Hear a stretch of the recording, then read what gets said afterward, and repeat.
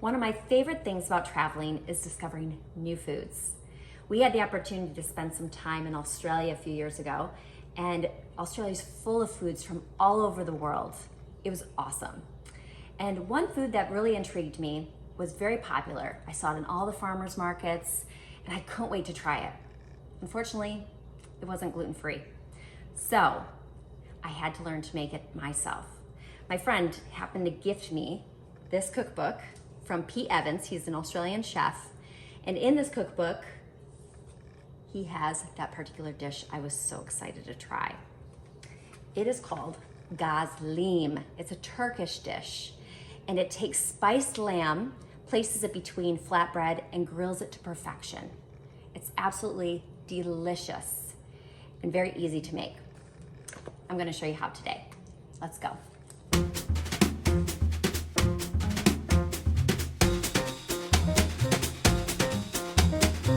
Let's get started. First things first, we are going to make the base of the gozleme, which the meat goes on the inside of. But first thing you need to do is preheat that oven. Don't forget 350 degrees because we will be baking this base. All right, next step is we are going to mix our dry ingredients. So we need 130 grams, I already weighed this out, of almond flour or almond meal, same thing. Okay, and that's about equivalent to 1 1/3 cup.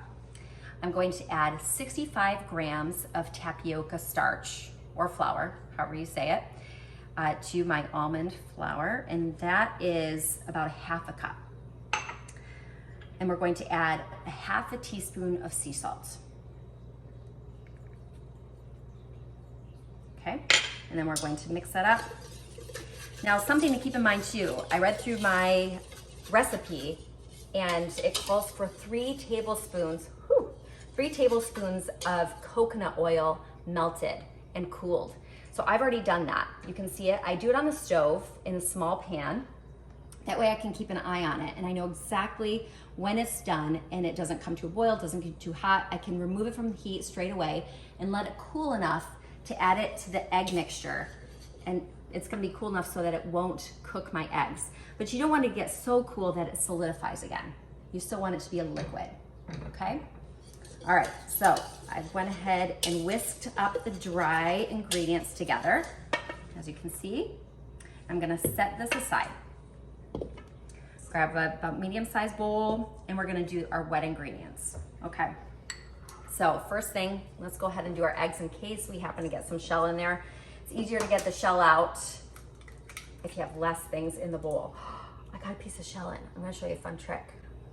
I'm gonna use this shell to get out my little shell bit because it's like it knows that that was its home before, and so it goes there. And there it is, et voila. Isn't that nice? It's awesome. Okay, set that aside. Hopefully we get no shell again. All right, we're good. We're golden, no shell on that one. Yeehaw. All right, now I'm gonna add 3 tablespoons of coconut milk yogurt. Now this is a paleo recipe. Paleo is gonna be gluten-free and dairy-free naturally. I have in the past tried using regular yogurt just because it was what I had on hand. And it's all right, it works okay. The base just turns out a little thicker, so you need to add a bit more liquid to compensate for that. I personally do like the dairy-free option. It comes together so much better. And you could use almond milk yogurt or even cashew milk yogurt, and you want to use plain. You don't want to use a flavored, not even vanilla. You don't want that sugary flavor in there. It would really mess up the flavor of the whole dish. Okay, next we're going to do a tablespoon of water. I just use room temperature water. And don't forget your coconut oil. And I just test it with my finger, and it is comfortable to the touch. So it's not going to cook my eggs. Got all your wet ingredients. We're going to mix those up before we fold it into the almond flour mixture.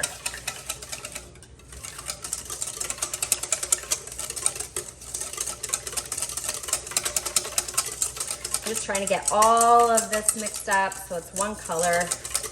the yogurt tends to want to separate a little bit, which is fine. It doesn't mean that it's bad or anything. Now, I also pulled all my ingredients out with enough time for them to reach room temperature because I am baking it. And when baking something, it's just best to have your ingredients out at room temperature for at least 20 minutes so that everything bakes more evenly. All right. We're good. Let's go ahead and fold that in to our dry ingredients.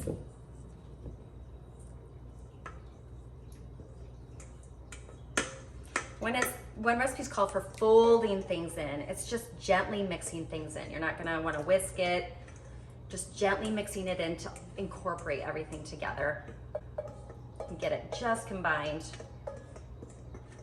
Okay. So everything is very yellow. All right, we're just gonna gently fold it in.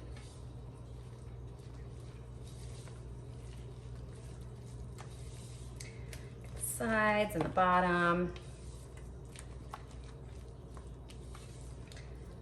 Alrighty. Okay, as you can see, it's a very wet mixture, okay? And this is what you want.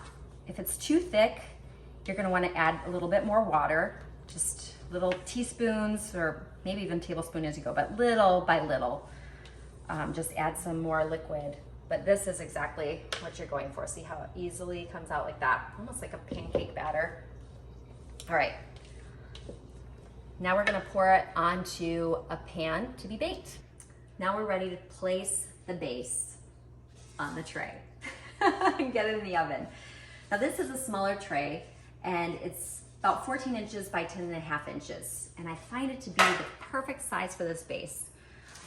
It is greased up. I put some coconut oil, as you can see the shine on it. Coconut oil down because I'm going to put parchment paper over top.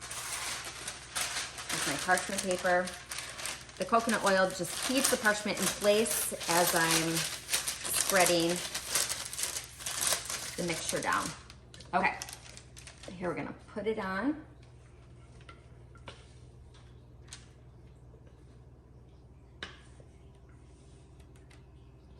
Smells really good too. I know, isn't that strange? I know, but cake batter smells good, cookie batter smells good, even Gozleme batter smells good. But it has raw eggs, so we can't eat it. Be patient. Okay, there we have it. You know me, I like to get every last drop. All right, now I have my frosting spatula. I just put a little bit of coconut oil on the back of that, and I'm gonna start spreading it, and I'm going to try to get it as even as possible. The actual recipe in my cookbook says how many centimeters thick you should make it. Okay, I don't talk in centimeters. My brain does not function in centimeters, and I don't bother looking it up in inches. I just try to make it as even as possible. I try to get it to all of the edges. If I know that it's to every edge, it'll be thin enough to work with.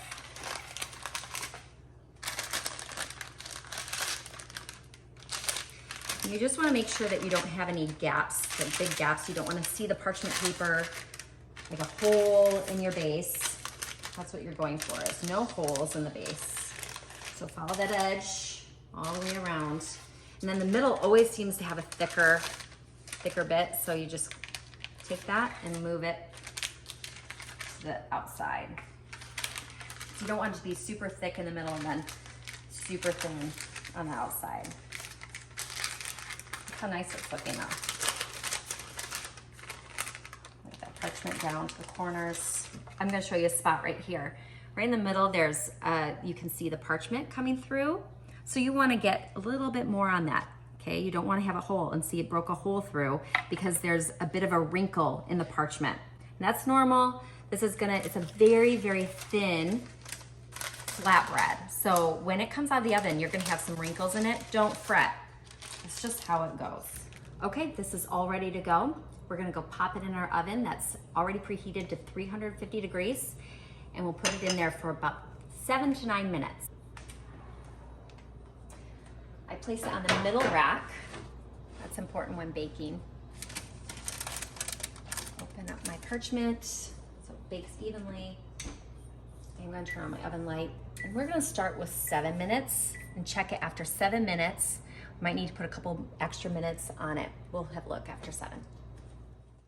Now, while that base is cooking, we're going to go ahead and start the filling. We're going to use a pound of beef. I know I said lamb earlier, but I usually buy lamb only when it's on sale and buy it in bulk and freeze it. And I didn't happen to find any. So I just got ground beef, and it works perfectly. No problem there. I would even try using turkey if you're trying to cut out red meat from your diet. I think turkey would work beautifully as well. So I'm gonna do a pound. The original recipe calls for about a half a pound, but I'm going to go ahead and double it because I made an extra base yesterday as well. And that's also a time saver. This meal can come together so quickly if you make a base ahead of time.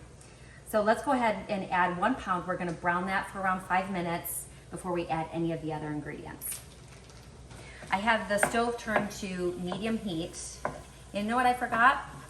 It actually adds a tablespoon of coconut oil. Now, a lot of times when I'm browning beef, there's so much oil as is and grease, so sometimes I don't even add it. But for the flavor, I am gonna go ahead and add a little bit. Kind of doing this a little backwards, mixing it up, but it all works out.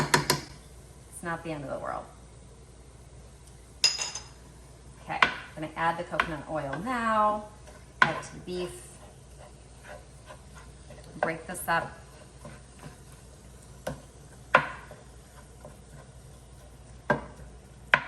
We're gonna let it cook for about 5 minutes or until it's brown. The beef is looking good. We have it all browned, so I'm gonna turn my heat down, and we're gonna add the rest of the ingredients, the spices and the flavor. All right, so first we're going to add some cumin and some chili flakes, all right? So I added a little extra because I did double the recipe. Keep that in mind. You see that? Okay, the original recipe, if you're doing a half pound, calls for 1/4 teaspoon of cumin. So I have a heaping half, because I love cumin. I think it tastes so good. And a pinch of red pepper flakes, a couple pinches. We're gonna go ahead and add that to our meat. Start smelling the delicious fragrance. And it calls for 3 tablespoons of passata, which is the same thing as tomato sauce. So I'm gonna add actually 6. Remember, we doubled this. So there's 2, 3, 4, 5, 6. I'm gonna stir this up, cook this. I'm gonna add some salt. I'm using kosher salt this time, a little pepper.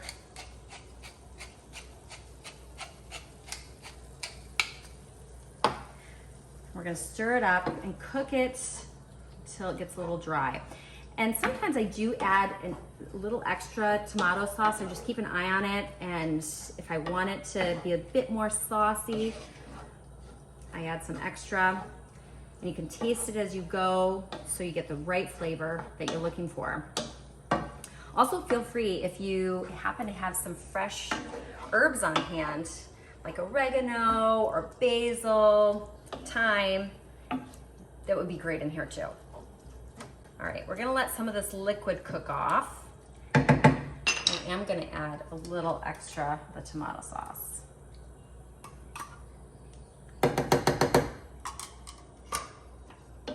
But up to you. This is just how I do things.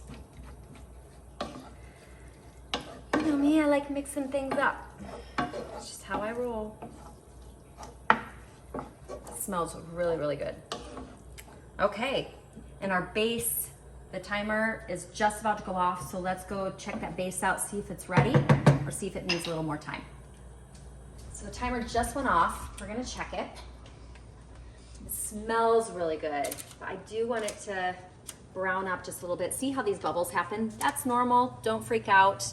That coconut oil is rising to the top, and it smells delicious. I'm gonna bake it for just about 1 to 2 more minutes because I do like it to be a little more brown. I wanna make sure it's fully done, even though we are gonna grill it. So if you say worst case scenario, I took it out at 7 minutes. It's not the end of the world, that's fine. I am just gonna pop it in for, I'll just do 1 more minute. All right, my 1 minute is up. A little bit more brown on the edges. It smells so good. There we go. All right, the base is ready. We're going to set it aside by my grilling pan. I'm gonna check on my meat. It's like most of the liquid is absorbed. That looks perfect. It smells really good too. So I am going to, it's on low heat now, so I'm going to shut it down and I'm going to add my garlic. He does 1 clove of garlic, and since I doubled it, I did 2. Actually, I did 3 because I love garlic and it's absolutely delicious. And I always like adding it to the very end. I don't like cooking it in the pan because it's way too easy to burn. And also, I feel like you lose the garlic flavor. And I recently spent time with a very knowledgeable woman who is a full-on vegetarian and an old farmer in South America. And not that she's old, she used to farm. That's what I meant by old farm. Anyway, she told me that by adding the garlic at the end, you get more of the nutrients that the garlic has to offer. So I've been doing that as well. Give a nice garlic punch. And it still cooks because the meat is still hot. So it will get some cooking action in there. It just won't overcook. I can smell it. So good. All right, this is all set and ready to go. Now, if you like it a little more spicy, add some extra red pepper flakes. Or leave it out if your family can't handle any spice. All right, we're going to go ahead and get the pan heated and ready for the grilling. Remember when I told you about Gozleme and how it's this delicious spicy meat between flatbread grilled to perfection? This is that moment where we're going to grill it to perfection. All right, I have my flat top, hot and ready to go. I have it set to medium heat and turn it just down a little bit so I can feel the warmth.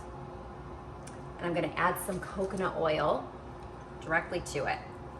And as you can you hear that? I have my fan going so we don't set off our smoke alarm. It has happened in the past, true story. And I don't want it to happen right now. Now the reason why I use the coconut oil is for the flavor, and I'm using the unrefined. I have to be careful because unrefined isn't meant to go too hot, so I don't want to make it burn. This is what I use all the time, and it just gives such a delicious crispy flavor. Not that the flavor's crispy, it gives delicious crispiness to the bread. Okay, we're gonna go ahead. I'm gonna try to do this so that you can see what I'm doing. It's a little backwards than how I normally do this, so we're just gonna wing it, see how it goes. I'm taking half of the meat, the filling mixture, and placing it right inside. It's a little awkward doing it from this spot, but we can make it work. Just gonna spread it. You can hear it sizzling. Okay, see how that works? Just place it all over evenly as possible. I'm gonna add some spinach and some fresh mint as well. It's gonna be so good, the kids won't even notice the spinach. Mine don't.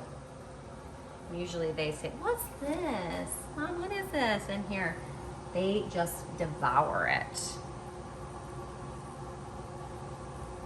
Okay, we're gonna fold it over like that. I can smell it, so we've gotta get it flipped here soon. I'm gonna cut it with a pizza cutter right in half, because there's no way I'm gonna be able to flip that huge thing and keep the insides in. And you might lose some insides. I normally do. We're gonna move this over. Check the bottom. Oh, that one looks really good. All right, so I hold it with my hand and I flip it like that. Look at that. That looks so good. Let's see this one. This one didn't look as hot. This is a smaller burner, so it's not as hot as my front burner, which is bigger. So I want it to get crispy and brown like that. So I'm going to wait to flip it until it's like that. I'm trying to get some more of that coconut oil. Just brown it up even more. And you know what I'm gonna do, just for time's sake, is I'm going to brush before I flip. It's probably what I should have done in the first place. So, a little more ease into it. Let's check that. Oh yeah, that looks great. Oh, yum. And I just add whatever falls out. I pick it up and add it back in if I'm able to do that.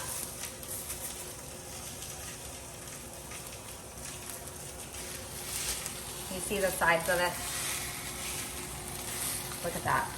Yum, yum. All right. Oh, this is perfect. So good. So the bottom, I don't know if you can see the bottom, probably not, but it's looking nice and brown on that bottom as well. I lost some meat. I'm gonna add that back in right here. Try to tuck any loose meat back in. Now, tzatziki sauce is perfect. It's a perfect complement to this dish. If you want to buy it store-bought, or you can make it with that coconut yogurt as well. All that you would need is 3 tablespoons of coconut yogurt, a tablespoon of water, some fresh lemon juice. If you want to add some chopped cucumber and chopped mint, dill, whatever you like. It's amazing.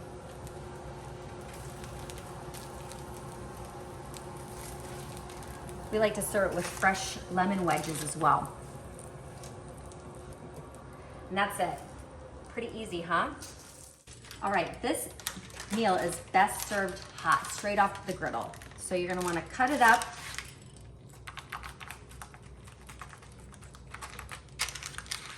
It's like little sandwiches almost.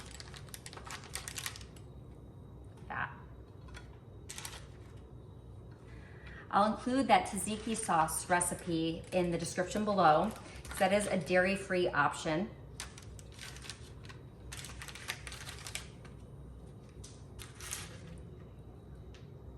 That looks so good. So good. Now what you can do is just a little bit of lemon juice. Oh my gosh. So good. If you make this, I can guarantee you will add it to your recipe repertoire for weeknight recipes. Thanks for watching today. Remember to like and subscribe, and we'll see you next time.